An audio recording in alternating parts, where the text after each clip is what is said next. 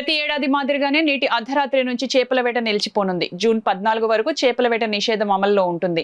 వేటకు విరామంతో బుధవారం సాయంత్రానికి 100% మరబోట్లు తీరానికి చేరుకున్నాయి. సముద్రంలో మత్స్య సంపద వృద్ధి, సంతానోత్పత్తికి వీలుగా ప్రభుత్వం వేటపై ఈ నిషేధాన్ని అనాదిగా అమలు చేయడం జరుగుతుందని మత్స్యశాఖ అధికారులు తెలిపారు. మోటార్లు లేని సంప్రదాయ తెప్పలు, నాటు పడవలకు మినహాయింపు ఇవ్వడం జరుగుతుందన్నారు. అయితే తెప్పలు, పడవలు సముద్ర తీరం నుంచి 8 కిలోమీటర్లలోపు మాత్రమే చేపల వేటకు అనుమతి ఉంటుందని తెలిపారు. చేపల వేట నిషేధ సమయంలో మత్స్యకారుల కుటుంబానికి ప్రభుత్వం 20,000 రూపాయల మత్స్యకార భరోసా ఇవ్వడం జరుగుతుందని తెలిపారు. గత ప్రభుత్వ హయాంలో 10,000 వరకు నష్టపరిహారం ఇవ్వడం జరిగిందని, అయితే కూటమి ప్రభుత్వం అధికారంలోకి వచ్చాక దానిని 20,000 చేయడం జరిగిందన్నారు. ప్రతి మత్స్యకారుడికి నష్టపరిహారం అందే విధంగా కృషి చేయడం జరుగుతుందని చక్రవర్తి తెలిపారు. దీనికి సంబంధించి ఈ యొక్క బ్యాన్ పీరియడ్ అనేది ప్రభుత్వం పెట్టడం జరిగింది. అయితే ఈ బ్యాన్ పీరియడ్లో ప్రభుత్వం మరి మత్స్యకారులకు ఉపాధి ఉండదు కాబట్టి ఒక్కొక్క కుటుంబానికి వేట చేసేటటువంటి మత్స్యకారు కుటుంబానికి 20,000 రూపాయలు నగదు రూపంలో, డీబీటీ రూపంలో ఇవ్వడానికి ఆదేశాలు కూడా జారీ చేశారు.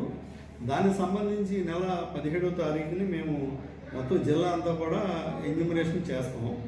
మత్స్యకారులకు విజ్ఞప్తి ఏంటంటే, మీకు ఎన్యూమరేషన్ చేసేటప్పుడు మీ బోటు లైసెన్సు, అలాగే రిజిస్ట్రేషన్ సర్టిఫికేటు, అలాగే మీ బోట్లో ఎంతమంది పనిచేస్తున్నారన్నది వివరాలు ఇస్తూ, పనిచేసే వాళ్ళ యొక్క ఆధారు, రేషన్ కార్డు, వాళ్ళ బ్యాంక్ అకౌంట్ డీటెయిల్స్ అనేవి ఖచ్చితంగా ఇవ్వాలి.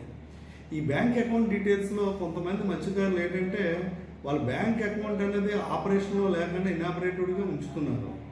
ఈ ఇనాపరేటివ్ అకౌంట్లోకి మనం ప్రభుత్వానికి పంపి ఆ యొక్క బ్యాన్ రిలీఫ్ అనేది మనం క్రెడిట్ చేద్దారన్నా క్రెడిట్ అవ్వలేని పరిస్థితి అనేది వస్తుంది, ఫెయిల్యూర్ వస్తుంది.